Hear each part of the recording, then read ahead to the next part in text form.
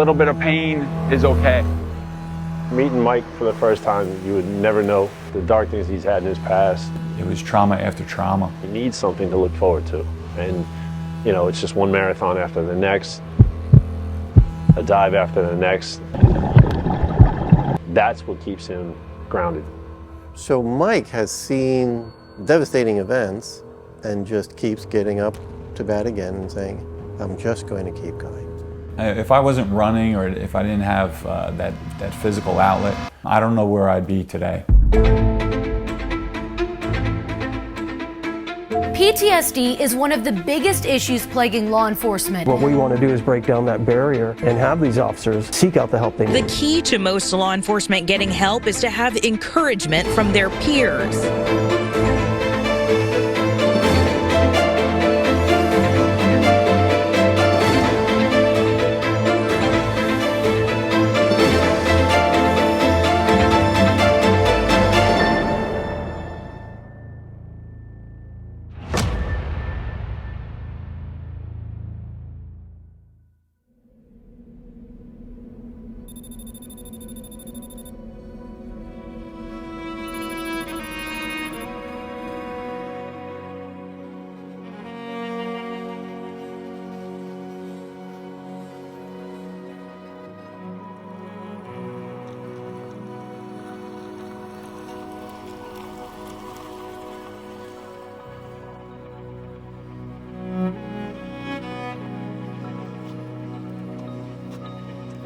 It's 5 a.m., and Michael Drybread is already at war. You wouldn't know it by looking at him, but the fight is unrelenting. These enemies, his personal demons, are not made of flesh and blood. They are the echoes of his past. Michael is in a war against post-traumatic stress disorder. When I served in the military, I was in the Army. I first joined and I went to Germany as one of my deployments. Then after that, I wanted to continue to serve, so I joined the National Guard and later deployed with the National Guard to Iraq. As a young convoy driver, he transported detainees across the country, a dangerous job where civilian casualties piled up day after day. You would come up to like a slower moving vehicle and you would have to warn them through honking the horn, throwing rocks at them, and then later if they don't go with that, if they don't go to the side, then you would ram them because of the danger that it possibly is a suicide bomber or something of that nature. Usually when a car gets rammed, it goes out of control and flips. So that's a lot of the cars did that, which still, you know, I think about that today. You know, the devastating impact that I had on civilians during that war. After 4 years in the military, enduring suicide bombers and guarding detainees, Michael returned home. A changed man, unaware of the dangerous behaviors he failed to leave behind. One of our strategies was to swerve underneath overpasses so people on the bridges of their overpass wouldn't throw grenades down your hatch. So I had a year of swerving underneath every overpass I went to in Iraq. So coming back, I was traveling down the parkway and then I swerved and my passenger hit her head against the glass, and then she didn't know what was going on, and then I had to explain it. It was, and then that's when I realized, all right, maybe there's a problem here. It does affect your loved ones, and sometimes people have that warrior mentality, particularly veterans, in which they don't want to seek help. We're trying to convince people that if you're not going to do it for yourself, think about how this affects your family, your loved ones. Forward, march! At home, it would be 10 years before Michael chose to seek professional help. During that long decade, he found a new job as a New Jersey State Corrections Officer, a job he considered closely related to his duties as a former MP in Iraq. But he'd also found an ally in the war against PTSD. An ally, as it turns out, he'd known his entire life. So my mom was a runner. She was a lifelong runner. She quit smoking, and then she made it a goal to run the New York City Marathon. Throughout those runs, I would always be with her, riding my bike, and then seeing her succeed in that. And then when she came back, she got a big big plaque to put on the wall. And then that instilled the value to me today that yes, anything that you put your mind to, you can achieve it. Today, Michael regularly runs full marathons, training daily. He joined a scuba diving group that aims to treat PTSD in veterans while positively impacting the environment at home and abroad. Swimming in the ocean or pools, or any body of water, had become one of Michael's greatest fears because he says he nearly drowned as a child. So to prepare for scuba diving, he began training at a local YMCA. Twice a week, without fail, 2,800 yards per day. He says staying active is a form of therapy, something he desperately needed when tragedy struck in 2016. She had a cough, and it was a constant cough that didn't go away. She didn't really want to go to the doctor, but we all took her to the doctor because the cough was getting worse and worse. And then they took x-rays of her chest, and the x-rays lit up, and everybody realized that it was lung cancer. It was just a horrible situation seeing somebody that lively in the past. Lifelong runner, lifelong vegetarian, so happy, loving, to go downhill so fast. And 4 months later, she passed away. Then in 2023, Michael suffered another loss with the death of his father, who passed due to complications from heart and lung disease. The traumas, one after another, began to take their toll. The war in Iraq, the other traumas that I experienced in Germany, the traumas of holding my mother's hand as she passed away, seeing my dad in such a bad state after he had his stroke when he passed away, putting my dad on hospice, all these things. And going through more and more traumas sparked the drive to kind of counteract those dramas. And then that drive comes out in activities. So Mike has been able to view each event separately and learned from each of those events how to become stronger. And for him, I believe the strength comes from increasing his resiliency, increasing his self-awareness, knowing his limits. When Mike's running and cycling and scuba diving, that's his temple. That's where he finds his happy place. Matt Kassane's happy place is here, in his woodshop, far away from the prisons he's worked in. As a fellow corrections officer, Michael's friend for nearly 2 decades, and a recovering alcoholic, he's acutely aware that personal pain can often be hidden. It's common among law enforcement personnel. It's a stereotype that we had that, you really want to just seem strong and tough, and we're the ones who fix problems. We're not the ones who have problems. And, so you just kind of keep that stuff to yourself. If you sustain an injury, then you often cannot do what it is that defines you. A corrections officer who has an illness that they see or perceive as a threat to their livelihood, they're going to try to work through that because they also have that concern that this may cause me to lose my livelihood. And then they think about the consequence with, well, I'm the breadwinner, I'm the wage earner, and I have people who are counting on me. They were made fun of for saying maybe issues that they would have in the past. But realizing, getting the word out there that you're not going to be made fun of. It's okay to talk about your issues. It's not weak. It's actually strong to be able to talk about your issues. The truth is everybody has problems. Everybody has problems. These problems, if untreated, can too often manifest into depression, anger, even thoughts of self-harm. A national study found that corrections officers suffer from PTSD at a significantly higher percentage rate than the national average. The same can be said of suicide and depression. The corrections officers are dealing with people that are incarcerated that continuously will verbally abuse the corrections officers. And as professionals, the officers are not allowed to retaliate or respond as they would if they were not corrections officers. And what that does is it sets up this horrific situation where they accumulate microaggressions over weeks, months, years. And that's part of why we're trying to get them to acknowledge that this is part of the job and then seek the help, even though they may not be aware that they're suffering from it. Today, Michael is reaching out to his fellow officers by sharing his own experiences. As someone who has faced considerable trauma, he understands the fear that can come with speaking up.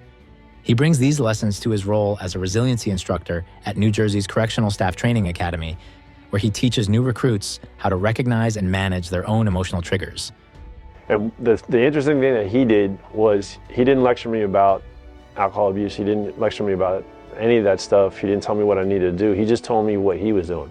He was just saying, you know, this is what I'm dealing with. This is what I've been doing. And he just normalized getting help.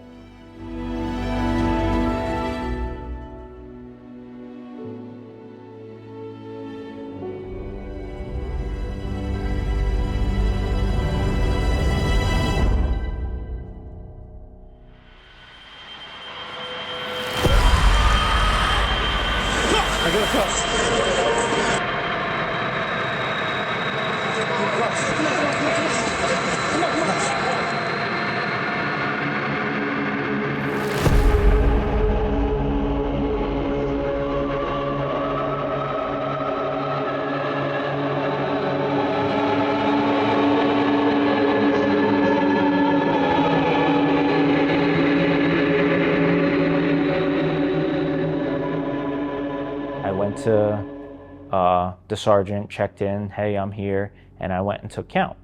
Are you gonna go lock in? You go in? No. I'm coming back out at the yard. Let you know that. This ain't locking my door. I'm telling you that right now. Or what's up? Simple. He comes up and he's pacing in front of his cell. He's being threatening because his anger and everything is like a level 10, and I need him to be like a level 5, even a level 4. On the tier, Daniel watches Reyes approach, suspicious of his left hand reaching into his waistband. And my first instinct was I want both my hands. I want to be able to, if something does occur, I want to be able to fight for my life. The attack is ferocious.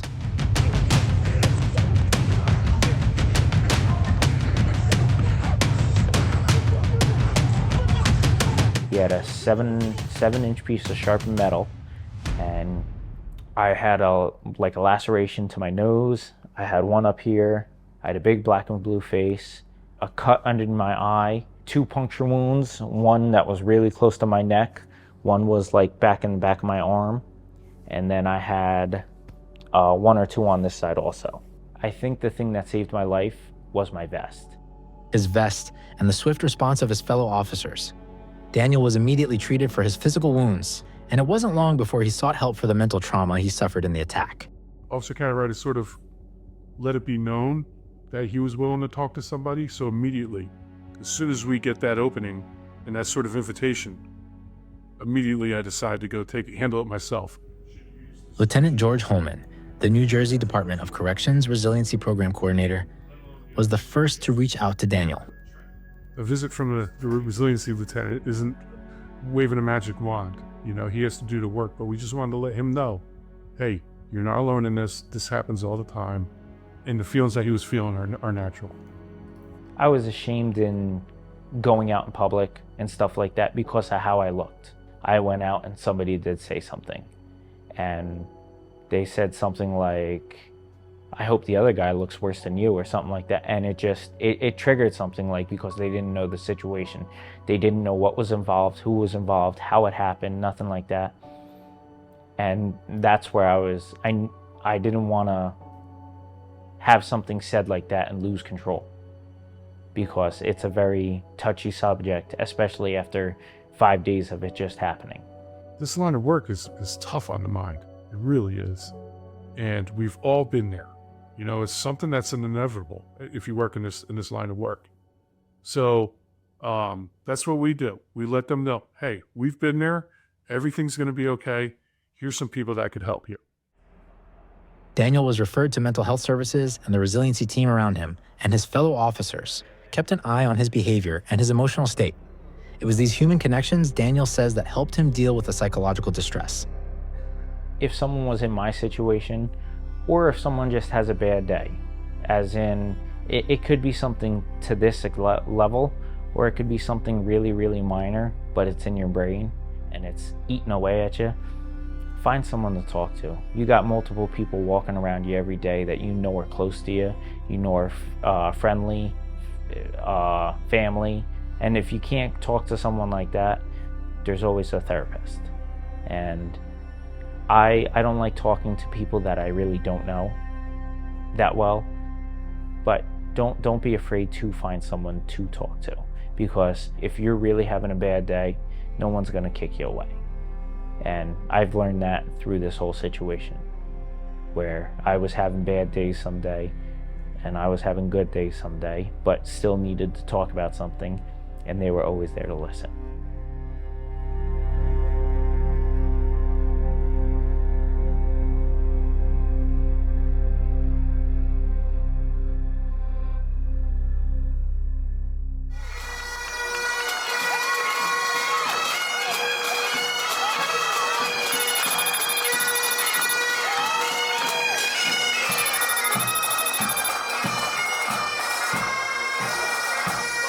In Washington, D.C., crowds are gathered to watch thousands of men and women riding into one of the city's most revered law enforcement monuments. It's the Police Unity Tour, where New Jersey officers, like Michael, ride more than 250 miles from the Garden State to the Law Enforcement Officers Memorial and Museum. They carry the badges of fallen officers and symbolically lay them to rest at the memorial. Now we take our journey to make sure that we carry those who have died for us and others who they've served, to make sure that their memories are never forgotten.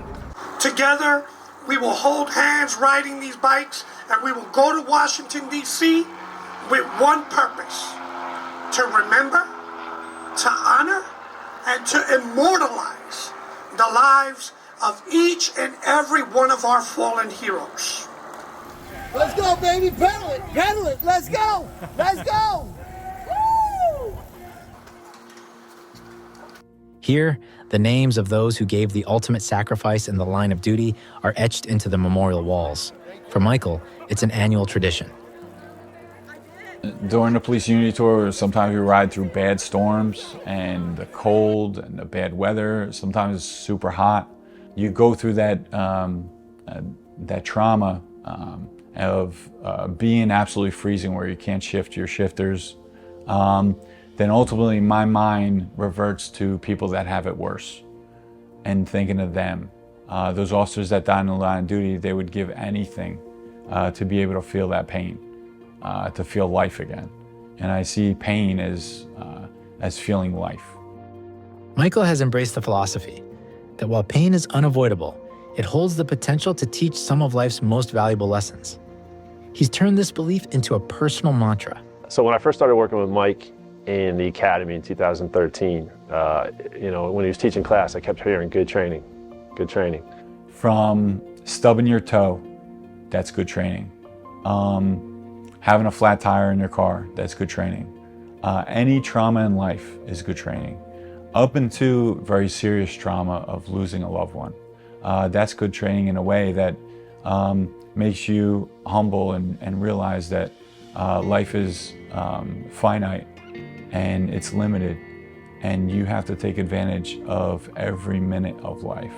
What doesn't kill you makes you stronger.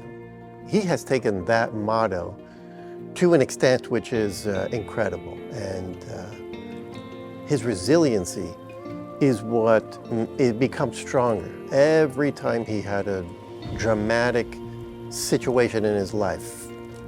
Nobody's gonna come up to you when you're smiling all day and say, hey, you need to talk something out because you have to do a job.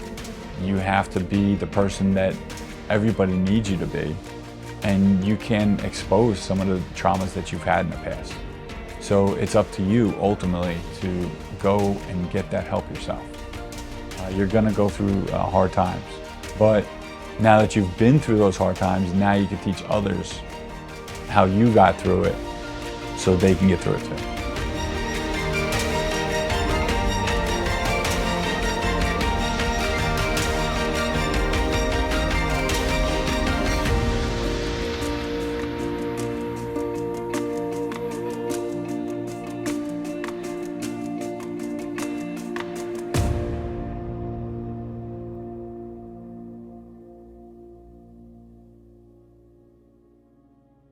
If you or someone you know is struggling with post-traumatic stress disorder, confidential help is available around the clock. 4 Blue New Jersey offers 24/7 crisis support specifically for New Jersey corrections officers, civilian employees, active or retired, and their families. Reach out anytime by calling 888-425-8365.